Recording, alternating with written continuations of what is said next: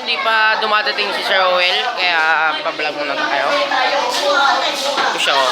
Yan, siya po yan. Tapos hindi na makita. Ano ba ang kaguluhan dyan mga sirs? Ay, ulol. Ano ba yan? Aw! Uy, may tulog pala dito. Babalik tayo, di ba kapadya ba? Please. Matakot ka sa Carmela. Ano sabi mo sa pagbaba ni President Duterte sa Pasok Kada Friday? Ipapatay niya si Abner. Yeah. Ano po yan? Si... Oh, Wanis! Wala pa po si Sir Owel, kaya dito muna tayo. Lagyan natin dito. Yan!